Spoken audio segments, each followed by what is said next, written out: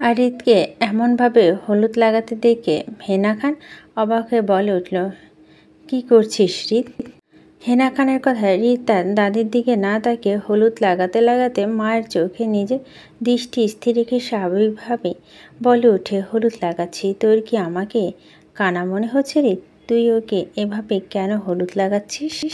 আমার মন চেয়েছে তাই লাগাচ্ছি। রিতের এমন খাপছাড়ার কথা তেলে বেগুনে জ্বলে উঠে হেনা খান।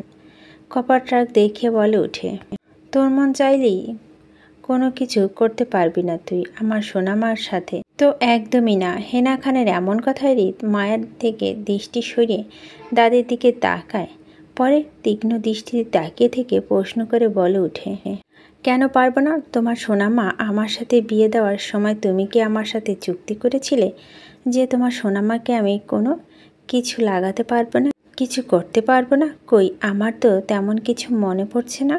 কথাগুলো বলে আবারও রিত হেনা খানের দিকে তাকিয়ে পড়ে, খানিকটা থেমে আবারও মায়ার দিকে তাকিয়ে গালে আদুরে হাত দিয়ে ভালো করে হলুদ মাখাতে মাখাতে হেনা খানের উদ্দেশ্য করে বলে উঠে, দাদি এখন তোমার সোনা মাকে মাত্র হলুদ ছুঁয়ে দিলাম, আমার তো আরও অনেক ছোঁয়া বাকি আছে, পরে আছে তোমার সোনা মায়ের সাথে। রিতের এমন কথা কানে আসতেই হেনা খান রেগে ঝাঁঝালো কণ্ঠে বলে উঠে, এই তুই এতটা নির্লজ্জ কবে থেকে হলি রে?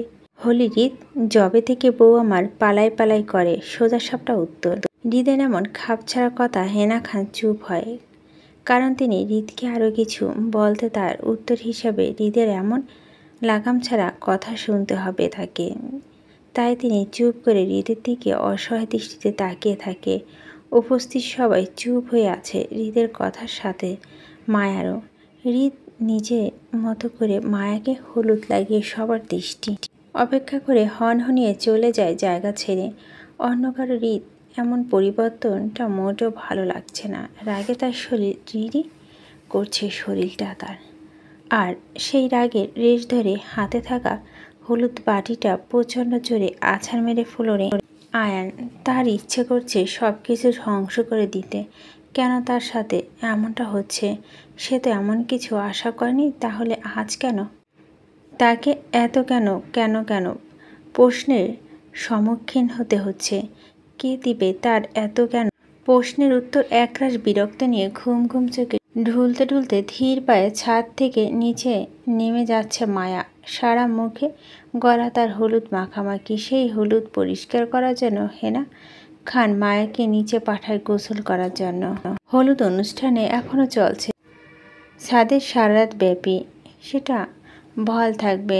মায়া রাত জাগতে না পারায় তাকে নিচে পাঠানো হয় গোসল ঘুমিয়ে পড়ার জন্য। মায়া ঢুলতে ঢুলতে গিয়ে আসতেই তাকে কেউ পিছন থেকে ঝাপটে ধরে নিজে দুহাত দিয়ে মায়াকে আগলে নিয়ে তাকে নিয়ে অন্ধকার একটা রুমে ঢুকে যায়। আকর্ষণ ঘটনায় মায়া স্তব্ধ হয়ে যায়। কি করবে কিছু বুঝতে না পেরে নিজের দুহাত পা ছোটাছুটি চিৎকার করা মেতে ওঠে। কিন্তু বাড়িতে মিউজিক শব্দ বিকট হয়। মায়ার চিৎকার কারো কান পর্যন্ত পৌঁছাতে সক্ষম হয় না। আর মায়াকে ঝাপটে ধরে ব্যক্তিটি সেই সুযোগটা কাজে লাগাচ্ছে। এই মুহূর্তে হৃদের সামনে দাঁড়িয়ে আছে মায়া। চোখ মুখ হালকা কুঁচকে রাগ নিয়ে দাঁড়িয়ে আছে চুপ করে। মায়া চুপচাপ দাঁড়িয়ে থাকলেও হৃদের কাছে মায়া এমন করে দাঁড়িয়ে থাকাটা বেশ সন্দেহজনক লাগছে। তারপর আবার তার রুমে মায়ার নিচ থেকে এসে দাঁড়িয়ে আছে। ব্যাপারটা যেন হৃদের কাছে অস্বাভাবিক চেয়ে অদ্ভুত লাগছে বেশি। তারপর আবার মায়া এমন আচরণ করতে দেখে হৃদ একটা ভুরু উঁচু করে মায়াকে উদ্দেশ্য করে বলে ওঠে, কি?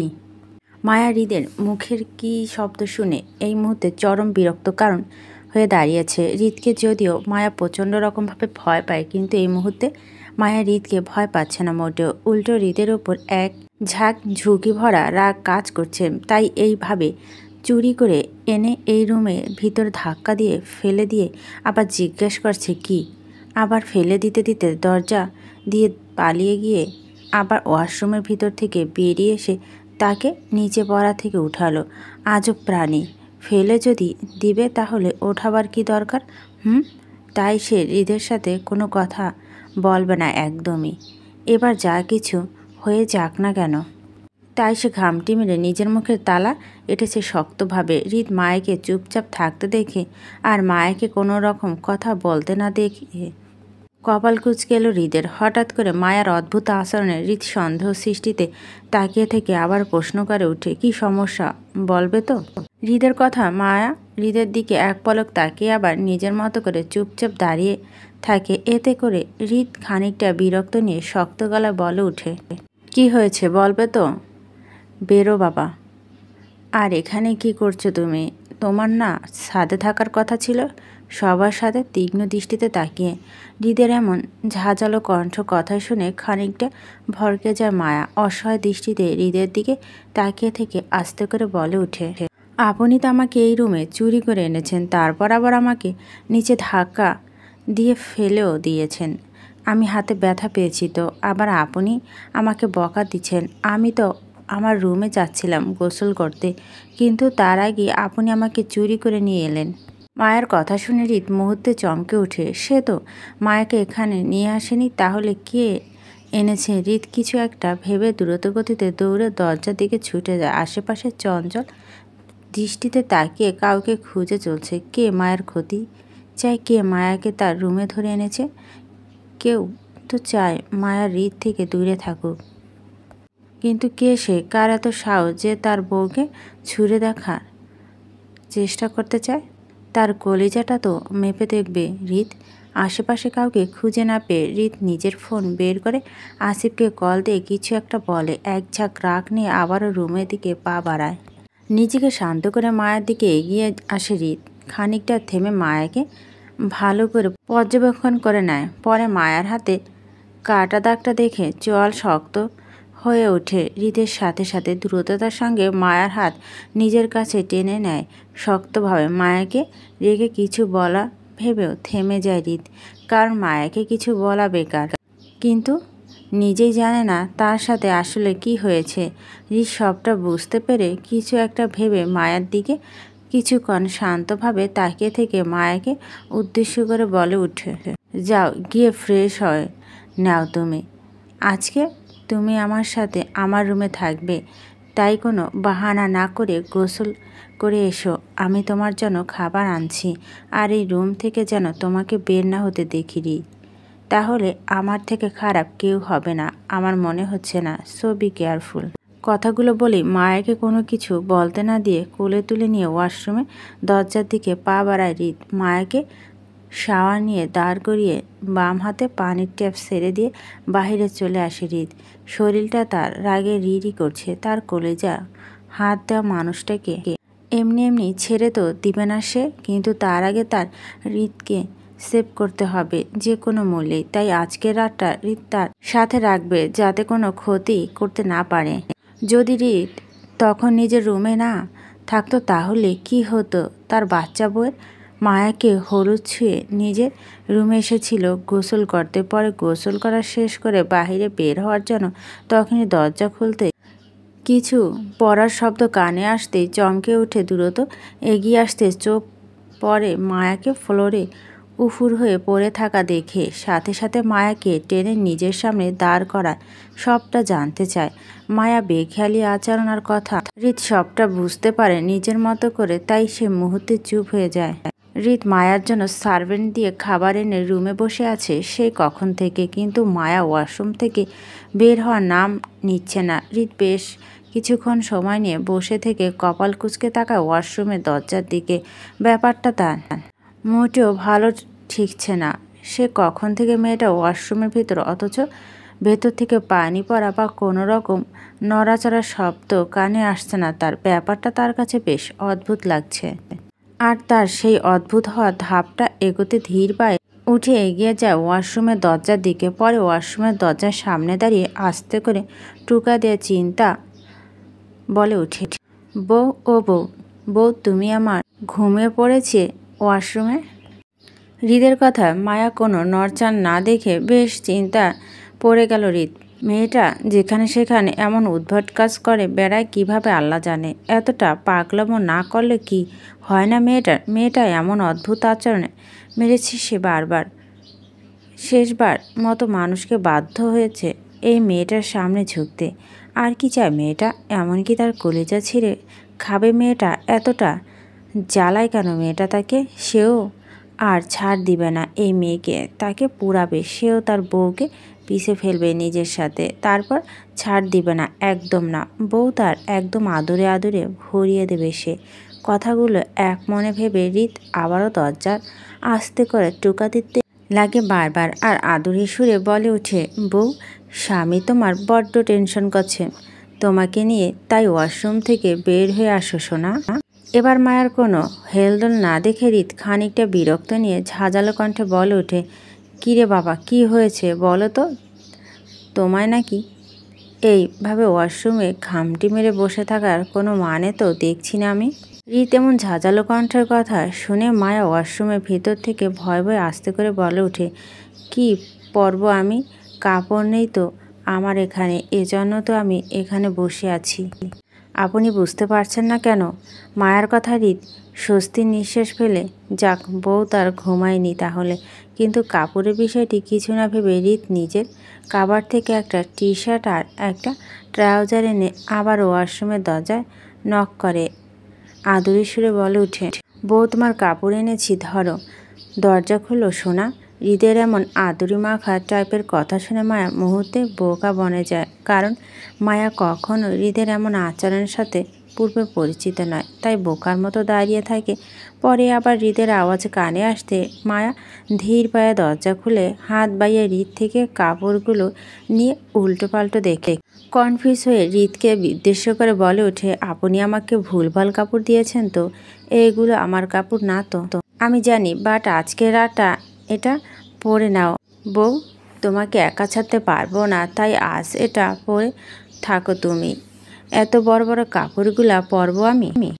কোনো কথা নয়, ঝটপট পরে বাইরে এসো বলেই হৃদ চলে যাওয়ার জন্য পা বাড়াতে আবারও মায়া ভিতর থেকে বলে ওঠে, কিন্তু আমার তো 4 কাপড় লাগে, আর 2টো কাপড় কই? মায়ার কথায় হৃদ ভ্যাকাচাকা হয়ে যায় মুহূর্তে। নিজের 2 কাপ পরেছে পর্যন্ত ঠিক আছে, বাট বাকি 2 কাপড় এই মেয়ের জন্য কোথা থেকে আনবে সে?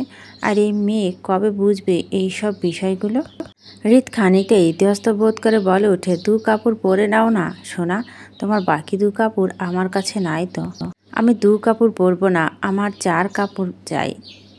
একটা ছোট কাপড়ের সাথে একটা বড় ওড়না লাগে আমার, জেদের সুরে। মায়া ছোট কাপড় মানে বুঝতে পেরে হৃদ খানিকটা ইতস্ত বোধ আমতা আমতা করে বলে উঠে, জান, আমার কাছে তোমার ছোট কাপড় নেই তো, তাই তোমার পরা ছোট কাপড়টাই পরে থাকো আজকে রাত পর্যন্ত। আমি তোমাকে পরে অনেকগুলো ছোট কাপড় এনে দেব, কেমন? কিন্তু আমার বউ ভালো। আচ্ছা। মায়া হৃদের কথা মতো বিনা বয়ে সুন্দর করে হৃদের দেওয়া কাপড় পরে বাহিরে এসে দাঁড়ায়। নিচ থেকে 1 গুণ বড় কাপড় পরে মায়ার কোনো রকম ট্রাউজার পা দুটো 2 পায়ে আঁকড়ে ধরে রেখেছে, আর গায়ে দ্বিগুণ ঢিলা টি শার্ট হাঁটু পর্যন্ত ঠেকেছে। হৃদ মায়াকে এক পলকে ওপর থেকে নিচ পর্যন্ত দেখে ঠোঁট কামড়িয়ে হেসে বলে ওঠে, সেই বউ তো আমিতে হাবুডুবু খাচ্ছে, এইবার তুমিতে আমি লাগছে গো বউ।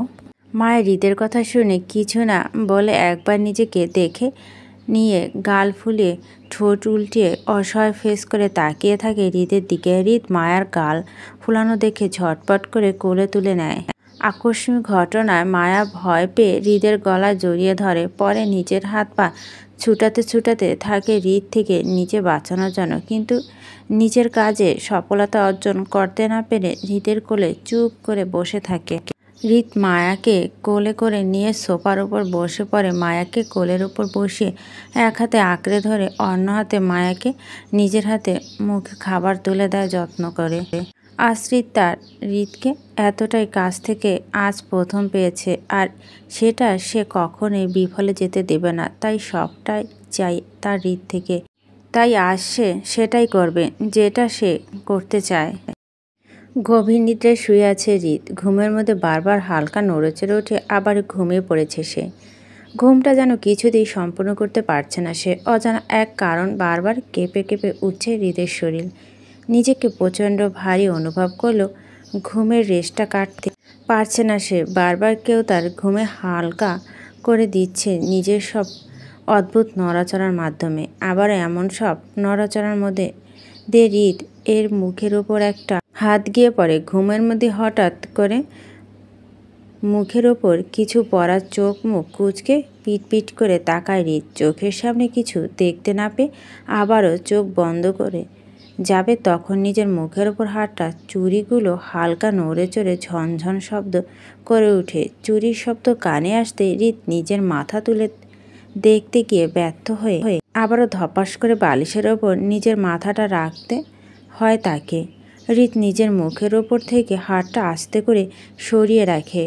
পরে চারপাশে চোখ বুলিয়ে নিজের বউকে খোঁজার চেষ্টা করে। মায়াকে কোথাও দেখতে না পেয়ে কপাল কুঁচকেল হৃদের। প্রথম কিছু মনে করতে না পারলেও পরে মুখের ওপর হালকা হাতটা উৎসব ধরে মায়াকে খুঁজতে গিয়ে চমকে ওঠে হৃদ। মায়া হৃদের ওপর দু হাত পা মেলে বুকের মধ্যে শুয়ে আছে। হৃদের শরীরের ওপর উঠে এক পা গলায়, অন্য পা হৃদের মুখের ওপর দিয়ে নাক মুখ শক্ত করে হৃদের বুকে চেপে ধরে ঘুমিয়ে আছে মায়া। হৃদের দু পা উপরে নিচে দু পা রেখে দিব্যি আরাম করে ঘামটি মেরে ঘুমিয়ে আছে সে। গায়ে চাদরটা হৃদের নাক পর্যন্ত টানা, আর চাদরের ভিতর মায়া থাকায় হৃদ প্রথমে মায়াকে দেখতে পায়নি, কিন্তু পরে যখন হৃদ মায়াকে এমন অবস্থা নিজের ওপর শুয়ে থাকতে দেখে তখন খানিকটা চমকে উঠে। পরে হাসি মুখে প্রচণ্ড ভালো লাগার সাথে মেনে নেয় মায়াকে। হৃদ মায়াকে কাল রাতে অনেকটা কষ্ট দিয়ে নিজের সাথে ঘুম পড়িয়েছে, কিছুতেই তার সাথে ঘুমাবে না সে। পরে ভয় দেখে বাধ্য করে নিজের সাথে এক বিছানায় শুয়েছে। ঘুমানোর সময় বিছানায় একপাশে কোনো রকম খামটি মেরে শুয়েছিল যাতে হৃদ তার পাশে আসতে না পারে। আর এখন সে নিজের হৃদের ওপর চড়ে বসে ঘুমাচ্ছে। কথাগুলো ভেবে আলতো হাসে হৃদ। পরে সেই হাসি বজায় রাখা দুহাতের চাদর ভিতর নিয়ে মায়াকে জড়িয়ে ধরে। মায়াকে জড়িয়ে ধরার সাথে সাথে হৃদের সারা শরীর কেঁপে ওঠে মুহূর্তে। শট খায়, চোখ বড় বড় হয়ে ওঠে হৃদের। কিছু বলার ভাষা এই মুহূর্তে হারিয়ে ফেলেছে হৃদ। কী বলবে বা কী করা উচিত কিছুই ভেবে পাচ্ছে না সে। মায়াকে জড়িয়ে ধরে থাকা হাত দুটো কেঁপে কেঁপে উঠছে বারবার। হৃদ এক হাতে মায়াকে জড়িয়ে রেখে অন্য হাত দিয়ে মায়ার জড়ানো চাদরটা আস্তে করে ভিতরে তুলে চাদরের ভিতর তাকানোর সাথে সাথে অবাক চরম শীর্ষে পৌঁছে যায় সে। একটা মানুষ এতটা বেখেয়ালি হলে এইভাবে ঘুমাতে পারে হৃদের জানা নেই। মায়ার অবস্থা দেখে বিড়বিড় করে বলে ওঠে, বউ আমার সেই আমাকে জলে ভাসিয়ে ছাড়বে। কথাটা নিজের মতো করে বিড়বিড় করে আবার মায়ার দিকে তাকায়। পরে তীক্ষ্ণ দৃষ্টিতে চারপাশে চোখ বুলিয়ে কিছু একটা খুঁজে চলছে, কিন্তু কোথাও কিছু দেখতে না পেয়ে হতাশ হয় হৃদ। কিন্তু নিজের হতাশ ভাবটা চেয়ে উত্তেজনা ভাবটা বেশি কাজ করছে। অদ্ভুত সব ফিলিংস কাজ করছে হৃদের মনে এই মুহূর্তে। তাই সে অদ্ভুততার সঙ্গে মায়াকে ঢাকতে চায়, কারণ মায়ের ভিতরে ছোট এক কাপড়টি পরে ঘুমিয়ে আছে তার বুকের মধ্যে। এতে করে হৃদের মনের সাথে সাথে শরীরের উত্তেজনা কাজ করছে তীব্রভাবে। নিজে ধরে রাখার অসাধ্য কিছু মনে হচ্ছে তার। তাই আবার চারপাশে চঞ্চল দৃষ্টিতে তাকিয়ে থেকে মায়ের গায়ে পরে থাকা টি শার্টটি খুঁজে চলছে। রাতে এত বড় টি শার্ট বলো, আর সেটা সকাল হতে হতে হাওয়া হয়ে গেল। অবশেষে কোথাও টি শার্ট খুঁজে না পেয়ে মায়াকে নাড়িয়ে মিষ্টি সুরে বলে ওঠে, বউ ও বউ ওঠো সোনা। হৃদের এমন মিষ্টি ডাকে নড়ে চড়ে ওঠে মায়া। নিজের ঘুমটা হালকা হয়ে আসতে পিট করে চোখ তুলতে তাকায় সামনে হৃদের দিকে। প্রথম কিছু বুঝতে না পারলেও পরে কোথাও আছে বুঝতে পেরে আতঙ্ক উঠে যায়। পরে ভয়ে কাচুমাচু করতে করতে দ্রুততার সঙ্গে হৃদের পেটের ওপর বসে পড়ে। নিজেকে না দেখে হৃদকে বোঝাতে ব্যস্ত হয়ে ওঠে যে সে ইচ্ছে করে তার উপর চড়ে বসেনি। হৃদ মায়ের এমন কাণ্ডে দম বন্ধ হয়ে আসা অবস্থা। এতক্ষণ যা গায়ে চাদরের ভিতর সব ঢাকা ছিল সে অনুভব করতে পেরেছিল না দেখে, কিন্তু এখন মায়া তার পেটের ওপর একটা কাপড় বসে থাকা দমটা যেন আটকে আসছে তার। মায়া হৃদকে হা হয়ে চোখ বড় বড় করে নিজের দিকে তাকিয়ে থাকতে দেখে আস্তে করে নিজের দিকে তাকায়। নিজের গায়ে কোনো কাপড় না থাকা দেখে আবার হৃদের দিক তাকে কিছুক্ষণ দম ধরে বসে থাকে, ভ্যাভা করে কান্না করে বসে, সাথে বলতে থাকে, আপনি চোর, আপনি আমার কাপড় চুরি করেছেন, আমি দাদিকে সব বলে দেব। মায়ার এমন কাণ্ডে ভ্যাকাচাকা খেয়ে যায় রিত। সে কবে কাপড় চুরি করলো? সে তো কাপড় বাঁচাতে চেষ্টা করেছিল, তার উল্টো তাকে চোর বানিয়ে দিল তার বউ। চুরি না করেও চোর হতে হলো তাকে। রিত কিছু বলতে না দিয়ে মায়া আবার কান্না করতে করতে বলে ওঠে, আপনি ভালো না, আপনি খারাপ চোর, আপনি আমার বড় কাপড় চুরি করেছেন, আমি সবাইকে বলে দিব আপনি আমার কাপড় চোর। মায়ের এমন কথা রিত নিজেকে আর ধরে রাখতে না পেরে সাথে সাথে মায়াকে উল্টো শুয়ে মায়ের ওপর উঠে বিছানার সাথে চেপে ধরা গলায় মুখ গজায়। হৃদের এমন কাজে মায়া মুহূর্তেই ভড়কে যায় আর হৃদ থেকে ছাড়া পাওয়ার জন্য চটপট করতে হৃদ শক্ত করে চেপে ধরে বলে ওঠে, হৃদ মায়াকে বিছানার সাথে চেপে ধরে নিজের মতো করে মায়ার গলা ছোট ছোট চুমু খেতে থাকে। এতে করে মায়ার সারা শরীর কেঁপে কেঁপে মুহূর্তে নিজের দু হাত হৃদের হাতে বন্দি থাকায় নড়াচড়া করতে পারছে না। তাই হৃদ নামক ভয়ানক রোগে আক্রান্ত হচ্ছে ক্রমাগত। হৃদ মায়াতে মত্ত হয়ে ধীরে ধীরে গলা ছেড়ে নিচের দিকে যেতে মায়া আবারও ভ্যা ভ্যা করে কান্না জোরে বসে। হৃদ মায়ের কান্না অপেক্ষা করে মায়ের বুকে মুখ গোজায়। হৃদের এমন কাজে মায়া কান্না করতে করতে কাঁপা কাঁপা গলায় বলে ওঠে, আপনি খারাপ লোক, আমাকে ছেড়ে দিন, আমি আর সহ্য করতে পারছি না। মায়ের এমন কথা মুখে তুলে তাকায় হৃদ। খানিকটা এগিয়ে এসে মায়ের মুখ বরাবর হয়, পরে মায়ের দিকে তীক্ষ্ণ দৃষ্টিতে তাকিয়ে থেকে সোজা সাপটা ভাবে বলে ওঠে, খারাপ হলে হলাম, বউ আদর করছি, আমি ডিস্টার্ব করবা না তো?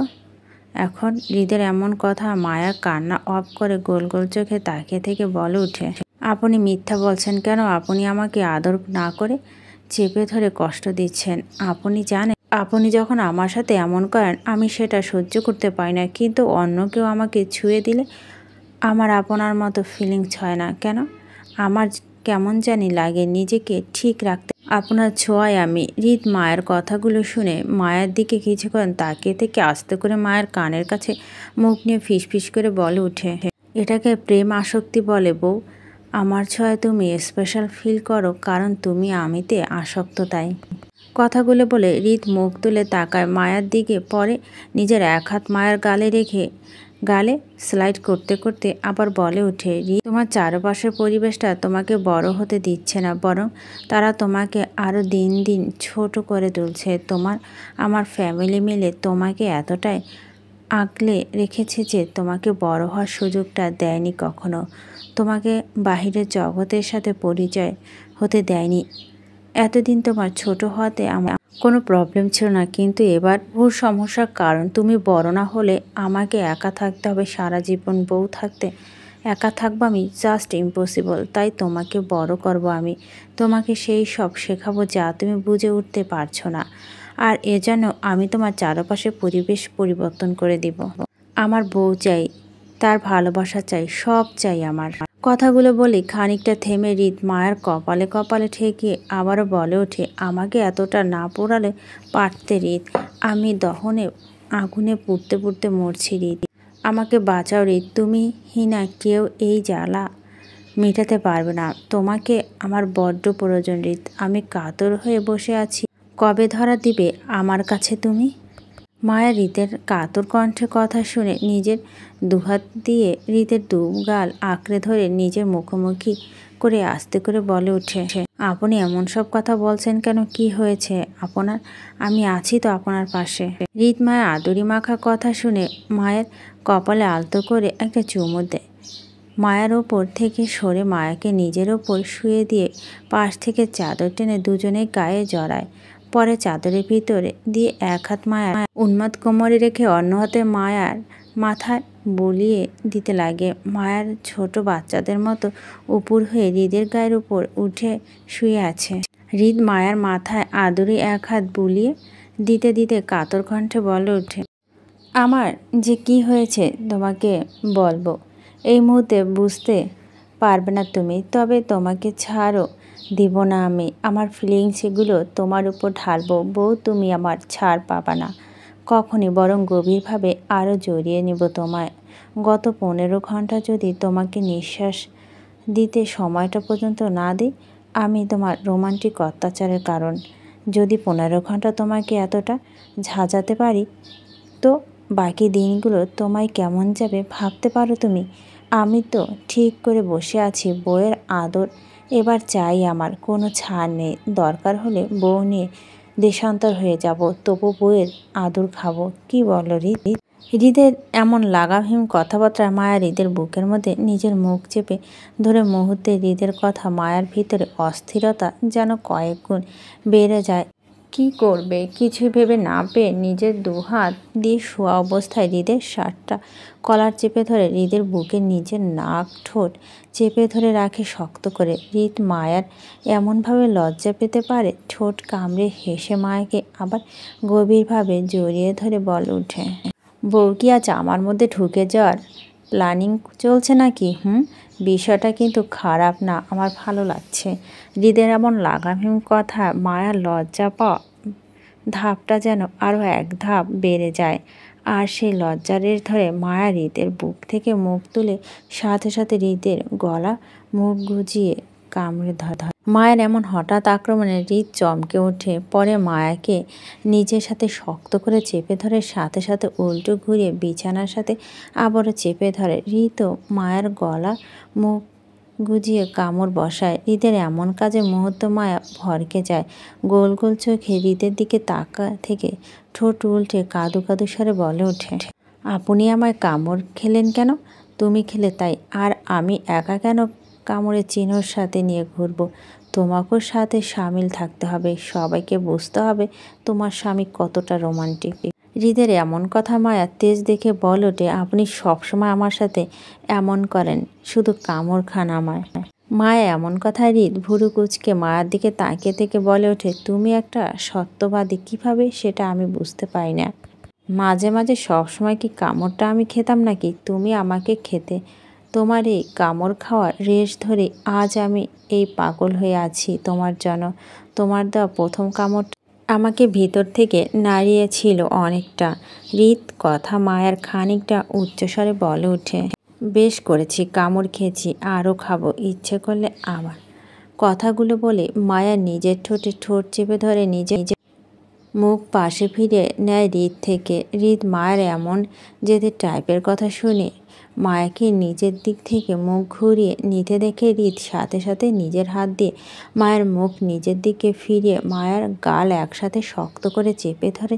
হৃদ মায়ের গাল দুপাশ থেকে চেপে ধরে মায়ের ঠোঁট দুটো উঁচু করে সাথে সাথে নিজের ঠোঁট থেকে চেপে ধরে গভীরভাবে। হৃদের এমন কাজে মায়ের নিজের দুহাত দিয়ে হৃদকে বাধা দেওয়া আগে হৃদ মায়ের দুহাত নিজের এক হাতে নিয়ে বিছানার সাথে চেপে ধরে, আর অন্য হাতে মায়ের মাথা। কথায় আছে না, যেখানে বাঘের বাস সেখানে রাত হয়, আমার বেলায় ঠিক তাই হচ্ছে। ওনার থেকে যতই পালিয়ে বাঁচার চেষ্টা করছি না, ঘুরে ফিরে ওনার সামনে পড়তে হচ্ছে আমাকে। তারপর লুকোচুরি পর্বটা জারি হয়েছে আমাদের মধ্যে, কারণ যতবার ওনার সামনে পড়েছি আমি, ততবারই আমি ওনার থেকে লুকানোর জন্য কিছু না কিছু করে পালিয়ে বেরিয়েছি আমি। আজ সকালে অনেক কষ্টে ওনার থেকে পালিয়ে বাঁচা। উনি যে কি হয়েছে সেটা বুঝতে উঠতে পারছি না আমি। উনি আমার সাথে কি অদ্ভুত আচরণ করেছে সেটা আগে কখনো করেনি আমার সাথে। উনি এমন কেন করছেন? কি হয়েছে ওনার? কিছুই বলছেন না আমাকে। আর ওনার সাথে করা অদ্ভুত সব কাজগুলো থেকে বাঁচার জন্য সকাল থেকে দাদির পিছন পিছন ঘুরে বেড়াচ্ছি আমি। দাদির কাজে ব্যস্ত হয়ে পড়লে আম্মুর পিছন ঘুরে বেড়াচ্ছি। দুজনের পিছনে ঘোরাঘুরি পর্বটা জারি রেখেছি আজ ওনার থেকে বাঁচতে। কিন্তু তারপর বেশ কয়েকবার ওনার সামনে পড়তে হয়েছে আমাকে।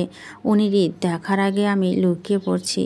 উনি কতক্ষণ অস্থির দৃষ্টিতে চারপাশ তাকিয়ে চলে যেতে আমি জানি উনি এতটা অস্থির হয়ে আমাকে খুঁজতেন, কিন্তু আমি ওনার সামনে পড়তে চাই না। কাল রাত থেকে ওনার কি হয়েছে কে জানে, যতবার সামনে পড়ছি ততবার উনি আমাকে নিজের সাথে অদ্ভুতভাবে চেপে ধরছেন। তাই ওনার থেকে বাঁচতে এই পথ অবলম্বন করা আর কি। নিহা আপু, কাল হলুদ সন্ধ্যা পর্বটা গেল, আজ মেহেদির ছোঁয়া। তাই খানবাড়ির মধ্যে মেহমান আমেজে পাল্লাটা ভরপুর। সবাই সবার মতো করে গল্প কাজে আড্ডা মেতে উঠেছে। সবার সাথে আমারও সখ্যতা থাকলেও অজানা এক কারণে ডলি আপুর পরিবারের সাথে সেই সখ্যতা হয়ে ওঠেনি আমার। ডলি আপু বাবা মা অকারণে আমার সাথে একরকম বাজে ব্যবহার করে থাকে। কী কারণে এমনটি করে থাকে তাও বুঝে উঠতে পারছি না আমি, তাই ওনাদের মধ্যে দূরত্ব বজায় রাখি চলছি বরাবরের মতোই। দাদির পাশে দাঁড়িয়ে আছি আমি, এক হাতে দাদি আমাকে ধরে রেখেছে আর অন্য হাতে আমার চকলেট ধরে রাখা। নিজের মতো করে চকলেট খাচ্ছি আর সবাইকে গোল গোল চোখে পর্যবেক্ষণ করছি। আমার এমন সব চিন্তা ভাবনার মাঝে পাশ থেকে ডলি আপু মা আমাকে উদ্দেশ্য করে বলে ওঠে, এই মেয়ে, আমার জন্য এক গ্লাস পানি নিয়ে আসো যাও। ওনার হঠাৎ কথায় চমকে উঠি আমি, আর দাদি ঘাড় ঘুরে তাকা ওনার দিকে। চোখের সামনে অতি সুন্দরী রমণীকে দেখতে পেয়ে আমি আবেগ আপ্লুত হয়ে উঠি। আন্টি, আপনি আমাকে বলেছেন? হ্যাঁ, তোমাকে বলছি। আর আমাকে আন্টি কেন বলছো? কেন অ্যাঙ্গেল থেকে আন্টি মনে হচ্ছে তোমার? রাগে গিজগিজ করতে থাকে। ওনার এমন কথা বোকার মতো তাকিয়ে থেকে বলে উঠি, তাহলে কি বলবো আপনাকে? ম্যাম বলবে। এবার যাও, আমার জন্য এক গ্লাস পানি নিয়ে আসো, ঠান্ডা হওয়া চাই আমার, যাও। ওনার এমন কথা আমি মাথা নাড়িয়ে সুমতি জানিয়ে পানি আনার জন্য নড়তেই দাদি আমার হাত শক্ত করে চেপে ধরে ডলি আপুর আম্মুকে উদ্দেশ্য করে বলে ওঠে, বিনা তোমাকে ওয়াটার পানি এনে দিচ্ছে। আমার সোনা মা কোথাও যেতে পারবে না। দাদির এমন কথা যেন তেলে বেগুনে জ্বলে ওঠে ডলি আপুর মা। তিনি খানিকটা রেগে বলে ওঠে, কেন ওয়াটার? কেন আমাকে পানি এনে দিবে? এই মেয়ে আনতে সমস্যা কোথায়? আসার পর থেকে দেখছি এই মেয়ে বাসার কোনো কাজই করে না। এত বসে বসে না খেয়ে একটু কাজ করতে পারো, তাই না? আমাকে এক গ্লাস পানি খাওয়ালে কি এমন হবে শুনি? ডলি আপুর কথায় ক্ষুণ্ণ হলাম আমি। একরা সইমান যোগ হলো আমার মাঝে। যদিও আমি কষ্ট পাই সবার সামনে আমাকে এভাবে বলার জন্য, কিন্তু ডলি আপুর মা কথাগুলো একদম সত্যি বলেছে। আমার এই বাড়িতে সব কাজ করা দরকার, কিন্তু আমি তা করছি না। আমার এমন সব চিন্তা ভাবনার মাঝে পাশ থেকে দাদি রেগে দাঁতে দাঁত চেপে বলে ওঠে, তুই বেঁচে গেলি বিনা, আমার বাড়িতে বিয়ে হওয়ার জন্য নয়, তোকে আজকে এই কথাগুলো বলার জন্য মূল্য দিতে হতো। মিসেস খান, আপনি সামান্য একটা মতের জন্য আমার সাথে এভাবে কথা বলছেন? আমাকে তুই করছেন অবাক হয়ে। শুধু তুই বলছি, বিষয়টা যদি আমার সোনামাকে নিয়ে হয় তাহলে আমি কাউকে বিন্দু পরিমাণ ছাড় দিব না, সেটা সোনামা নিজের হোক বা কেন। দাদি এমন কথায় চুপ করে যায় ডলি আপুর মা। আমার দিকে এক পলক তাকিয়ে থেকে রেগে কাউকে কিছু না বলে প্রস্থান করেন বাহির দিকে। আমি অসহায় ফেসে করে দাদির দিকে তাকালাম। দাদি আমাকে কিছু না বলে হালকা হেসে আমার কপালে আলতো করে চুমু খেয়ে আবার এক হাতে আমার হাত রেখে সামনের দিকে তাকায়। আমি দাদির দিকে তাকিয়ে থেকে পাশে ফিরে তাকাতে চোখে বলো আমার আম্মুর দিকে। আম্মুর টলমল চোখে আমার দিকে তাকিয়ে আছে। আমি আম্মুর চোখের পানি দিকে খানিকটা বিচলিত হয়ে দাদিকে বলে আম্মুর পাশে দাঁড়িয়ে পড়ি। ব্যস্ত হয়ে আম্মুকে কিছু বলার আগেই আম্মু আমাকে টেনে ড্রয়িং রুমের এক সাইডে ডাইনিংয়ের পাশে দাঁড় করিয়ে কাজ করতে বলে। আমি আম্মুর এমন করা মানে বুঝতে পারছি না। তখন কথাগুলো আম্মুর গায়ে লেগেছে, আর লাগবেই বা না কেন? একজন মা কখনো তার সন্তানের ছোট হতে দেখতে পারে না। আমার ক্ষেত্রে তাই হচ্ছে। আমি বাধ্য মেয়ের মতো খুশি হয়ে ডাইনিং পরিষ্কার করতে লাগলাম। আমার সাথে সাথে আম্মু কাজ করছে। আমি কাজ করতে কতটুকু পারি তা বলতে পারি, তবে 100% ভালো করে করার চেষ্টা চালিয়ে যাচ্ছি। আমার এমন সব কাজের মধ্যে পাশ থেকে মালা খানিকটা চিৎকার করে আমাকে উদ্দেশ্য করে বলে ওঠে, আপামনি আন্নি কাজ কেল্লিগা করেন। আমার হাতে থাকা প্লেটটা বেশ মনোযোগ সহকারে পরিষ্কার করছিলাম আমি। হঠাৎ করে মালা এমন চিৎকার করায় আমি চমকে উঠি মুহূর্তে। আর চমকে উঠবো সাথে সাথে আমার হাতের প্লেটটা হাত থেকে ফ্লোরের উপরে ভেঙে যায়। প্লেট নিচে পড়ে ভাঙার সাথে সাথে সবাই আমার দিকে চোখ তুলে তাকায়। আমি সবার দিকে অসহায় দৃষ্টিতে এক পলক তাকে ফ্লোরের দিকে তাকানোর সাথে সাথে ঠাস করে থাপ্পড় বসায় রাগে আম্মু। আমি থাপ্পড় খেয়ে কাঁদো কাঁদো ফেস করে গালে হাত দিয়ে আম্মুর দিকে তাকাই। আমার এমন করে তাকানো যেন আম্মু আরও বেশি রেগে যায়। আম্মু নিজের রাগ চেপে রেখে দাঁতে দাঁত চেপে ধরে বলে ওঠে, তোকে দিয়ে কোনো কাজ ঠিক মতো হয় না কেন? তোকে এখানে কাজ করতে এনেছি, আর তুই আসতে না আসতে প্লেট ভেঙে ফেললি। আমাকে থাপ্পড় খেয়ে দেখে দাদি দৌড়ে এসে আমাকে জড়িয়ে ধরে পরে আম্মুকে রেগে বলে ওঠে, তোমার সাহস তো কম নয়, তুমি সামান্য একটা প্লেটের জন্য আমার সোনা মা গায়ে হাত তুলবে? মা, আপনি বুঝতে পারছেন না কেন এইভাবে দিন যায় না তো?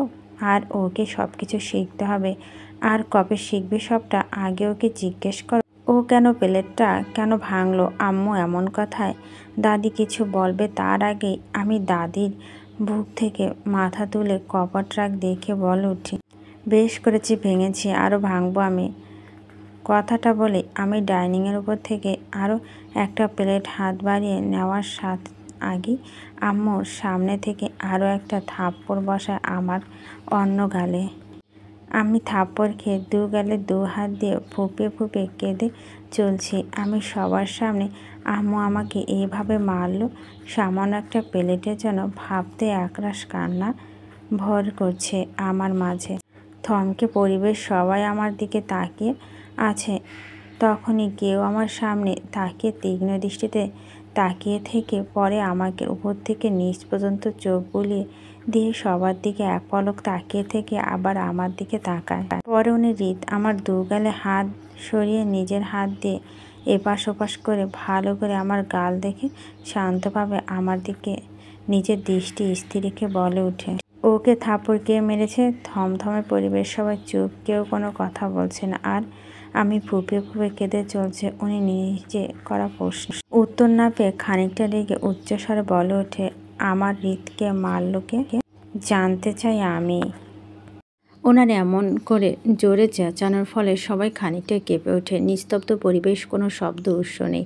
এমন নিস্তব্ধ শব্দবিহীন পরিবেশে আম্মু সতেজ গলায় বলে উঠে, আমি মেরেছি ওকে, ও মারের কাজ করেছে তাই মেরেছি, ও প্লেটটা ভেঙে ফেললো। আম্মুর এমন কথা শুনে ভুরু কুঁচকে তাকায় উনি। পরে শান্তভাবে আম্মুকে এক পলক তাকিয়ে থেকে নিজের দৃষ্টি ফিরে আমার উপর নিক্ষেপ করে। আমার দিকে তাকিয়ে হাত বাড়িয়ে আবারও আমার গাল টেনে এপাশ ওপাশ করে ভালো করে দেখে। ঘাড় ঘুরিয়ে পিছনে ফিরে মালার দিকে তাকায়। পরে মালাকে উদ্দেশ্য করে কপাল কুঁচকে বলে ওঠে, মালা, এই বাড়ির যাবতীয় প্লেট আমার সামনে হাজির করো, যাও তো। ওনার এমন কথা শুনে আমি কান্না অফ করে বোকার মতো ওনার দিকে তাকিয়ে আছি। উনি হঠাৎ এত প্লেট কেন চাইছেন? আর বিয়ের জন্য তো আমাদের অনেক প্লেট লাগছে না, সবে তো ডেকোরেশনের লোকগুলো দিচ্ছে, তাহলে উনি কেন এত প্লেট চাই? আমি সহ উপস্থিত সবাই ওনার এমন কথা শুনে বোকার মতো তাকিয়ে আছি। আর মালা ওনার কথা শুনে এক পলক ওনার দিকে তাকিয়ে থেকে আস্তে করে ধীর পায় বাকি সার্ভেন্টকে নিয়ে চলে যায় কর্নার রুমে প্লেট আনতে, যেখানে শাহী অর্গানিক সহ কাচের জিনিসপত্র রাখা এই বাড়ির। বেশ কিছুক্ষণের মধ্যে মালা আর বাকি সার্ভেন্টরা মিলে ওনার সামনে কয়েক হাজার বাহারি ডিজাইনের স্বচ্ছ শাহী কাচের প্লেট হাজির করে। আমি সহ ড্রয়িং উপস্থিত সবাই কৌতূহলের চোখে ওনার দিকে তাকিয়ে আছে। আম্মু, দাদি এবং ওনার দিকে তাকিয়ে আছে কৌতূহল হয়ে। উনি কেন এতগুলো প্লেট এই মুহূর্তে চাই সেটা দেখার জন্য। উনি সবগুলো প্লেট এক পলকে ভালো করে দেখিনে ভুরু কুচকে আবারও মালার দিকে তাকিয়ে থেকে বলে উঠে, এখানে সব আছে, বাকি নেই তো? ওনার হৃদ এমন কথা মালা মাথার ওপর নিচ নাড়িয়ে সুমতি জানায় ভয়ে ভয়ে আস্তে করে বলে ওঠে যে, ছোটো সাহেব, সবই আনছি, বাহি নাই। মালার কথা এবার ঘাড় ঘুরিয়ে আমার দিকে তাকায়। পরে হাতের ইশারা আমাকে ডেকে বলে ওঠে, এদিকে এসো। ওনার ডাকে আমার কোথাও হেলদোল না হলে আমি আগে নেটে দাঁড়িয়ে আছি ওনার দিকে বোকার মতো তাকিয়ে থেকে। উনি আমাকে জায়গায় স্থির দাঁড়িয়ে থাকতে দেখে খানিকটা রেগে ঝাঁঝালো গলা আমাকে উদ্দেশ্য করে বলে উঠে, দাঁড়িয়ে থাকতে তোমাকে কে বলেছে? আসতে বলেছি, আসো না কেন? ওনার এমন ঝাঁঝালো কণ্ঠ শুনে আমি খানিকটা ভয় কেঁপে উঠি। আমাকে কেঁপে উঠতে দেখে দাদি আমাকে আরও শক্ত করে জড়িয়ে ধরে। পরে ওনাকে উদ্দেশ্য করে বলে, রিত, কী করছিস? এমনিতে মেয়েটা ভয় পাচ্ছে, তুই আবার ওর সাথে চেঁচাচ্ছিস কেন? দাদির কথা। উনি দাদির দিকে এক পলক তাকিয়ে থেকে নিজের দৃষ্টি আবারও আমার উপর নিক্ষেপ করে। এগিয়ে এসে শক্ত হাতে আমার এক হাত চেপে ধরে নিয়ে প্লেটগুলো সামনে দাঁড় করায়। পরে শান্তভাবে বলে ওঠে, ততক্ষণ পর্যন্ত ভাগবে তুমি যতক্ষণ পর্যন্ত এই সবগুলো প্লেট শেষ হচ্ছে। ওনার এমন কথা আমার চোখ বড় বড় হয়ে ওঠে মুহূর্তে। এত দামি শাহি প্লেট ভাঙবো আমি? অসম্ভব। আম্মু তো আমাকে কেটে কুচি কুচি করে জলে ভাসিয়ে দেবে। আম্মুর কথা মাথায় আসতে আমি ঘাড় ঘুরিয়ে আম্মুর দিকে তাকাই। আমার সাথে সাথে আম্মু চোখ বড় বড় করে তাকিয়ে আছে ওনার দিকে। শুধু আম্মু একা নয়, ড্রয়িং রুমে উপস্থিত সবাই চোখ বড় বড় করে তাকিয়ে আছে ওনার দিকে। সবার এমন করে তাকানো অপেক্ষা করে আবারও আমাকে উদ্দেশ্য করে বলে ওঠে, রিত, তুমি যদি এগুলো না ভাঙো তাহলে আইশ্বর আমি তোমাকে ভেঙে দিব। তাই কোনো শব্দ না করে জাস্ট ফিনিশ ইট। ওনার এমন শান্তভাবে কিলার হুমকি আমি ভয়ে কাচুমাচু করতে থাকি। কি করব কিছু ভেবে না পেয়ে আস্তে করে একটা প্লেট হাতে নিতে পাশ থেকে আম্মু আমার হাত চেপে ধরে আমার হাত থেকে প্লেটটা নেয়। আম্মুকে প্লেট দিতে দেখে উনি খানিকটা কপাল কুঁচকে আমার আম্মুর দিকে পরে আম্মুকে কিছু বলতে না উনি আসিফকে উদ্দেশ্য করে বলে, আসিফ, আমার জন্য হকি স্টিক নিয়ে আয় যা। আসিফ দ্রুততার সঙ্গে বলে ওঠে, জি ভাই। বলে আসিফের সাথে সাথে প্রস্থান করে ওনার জন্য হকি স্টিক আনতে। খানিক বাদে দুটো হকি স্টিক নিয়ে হাজির হয় ওনার সামনে। উনি এক হাতে একটা হকি স্টিক হাতে নিয়ে অন্য হাতে আমার হাত শক্ত করে চেপে ধরে আম্মুর পাশ থেকে ওনার পাশে এনে দাঁড় করায়। পরে আমার এক হাতে একটি হকি স্টিক তুলে দিয়ে ওনার হৃদ হাতে ও একটা হকি স্টিক তুলে নেয়। পরে দাঁতে দাঁত চেপে আমাকে উদ্দেশ্য করে বলে, ধৈর্য জিনিসটা আমার মধ্যে ছিটে ফোটা নেই, তাই আর ধৈর্য ধরে বসার কাহিনী দেখার মতো সময় নেই আমারই। তাই তুমি চুপচাপ প্লেটগুলো ভেঙে শেষ করো। প্লেট ভাঙবে তো তুমি ঠিক থাকবে, নয়তো আমার হাতে থাকা হকি স্টিকার তোমার মেরে শেষ করব। ওনার কথা আম্মু আমার মুহূর্তে চুপ হয়ে যায়। তার উপস্থিত সবাই শুধু চুপচাপ দাঁড়িয়ে সবটা দেখছে। কেউ কিছু বলতে পারছে না, কারণ যে কথা বলবে সেই ফেঁসে যাবে ব্যাপার ভাবে। তাই সবাই গোল গোল চোখে আমাকে পর্যবেক্ষণ করছে। বারবার হয়তো বোঝার চেষ্টা করছে ওনার সাথে আমার কি সম্পর্ক হতে পারে, উনি কেন আমাকে নিয়ে এতটা অস্থির। ওনার মতো মানুষ যেখানে সবাইকে এড়িয়ে চলে সেখানে সে নিজে জড়িয়ে আছে তার মেয়েলি ব্যাপারের কথা ভেবেই সবাই কপাল কুঁচকে এলো। তাই গোল গোল চোখে একবার আমার দিকে একবার ওনার দিকে পর্যবেক্ষণ করে চলছে। আমি ওনার ভয়ে সবার এমন নজর অপেক্ষা করে হকি স্টিক তুলে বাড়ি বসায় প্লেটের ওপর। সাথে সাথে দু একটা প্লেট ভেঙে যায়। প্লেট ভাঙতে পেয়ে খুশি ওনার দিকে তাকায়। উনি আমাকে ওনার দিকে তাকাতে দেখে চোখের ইশারা বাকি প্লেটগুলো ভাঙতে বলে। আমি ওনাকে এক পলক দেখে ওনার ইশারা মতো হাজার খানিক প্লেট থেকে আরও শতখানিক প্লেট ভেঙে ফেলি। পরে ক্লান্ত হয়ে ওনার দিকে তাকিয়ে থেকে আস্তে করে বলে উঠি, আর পাচ্ছি না তো, ক্লান্ত হয়ে পড়ছি আমি। আমার এমন কথা শুনে উনি নিজের মধ্যে থেকে হকি স্টিক তুলে বাড়ি বসা প্লেটের উপর। পরে নিজের মতো করে প্লেটগুলো এক এক করে কয়েক শতক প্লেট ভেঙে চোখ তুলে আসিফের দিকে তাকিয়ে বলে ওঠে, বাকিগুলো ভেঙে শেষ করতে। বলে উনি আমার আম্মুকে উদ্দেশ্য করে বলে ওঠে, আশা করি আপনি নেক্সট টাইম আমার হৃদকে আঘাত করার চেষ্টা করবেন না। আপনি মা হিসেবে মারলে মেনে নিব না আমি। আর যদি এমন সব সামান্য বিষয় হয় তাহলে তো কখনোই মেনে নিব না আমি। তারপরও যদি আজ মেরেছেন, যদি আবারও মারেন তাহলে আজ যা করেছি তার 3 গুণ করব আমি। সব কিছু ভেঙে গুলিয়ে দেব আমি। কথাগুলো বলে কাউকে কোনো সুযোগ না দিয়ে আমাকে টেনে মুহূর্তে কোলে তুলে হন হন করে চলে যেতে লাগলো নিজের রুমের দিকে। আকস্মিক ঘটনা আমি চমকে উঠি।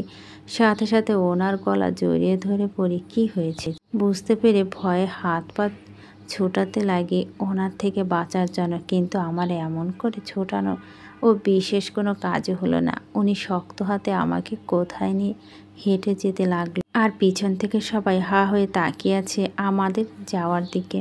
রিত এবং মায়ার এত রোমান্টিক গল্প আমি এর আগে কখনোই শেয়ার করিনি, তাই গল্পটি মেক করার সময় আমার কণ্ঠে এতটা জড়তা চলে আসে যে আমি ভালো করে গল্পটি পড়তেও পারছি না। অবশ্যই গল্পটি সম্পর্কে আপনাদের মূল্যবান মতামতটি জানাবেন।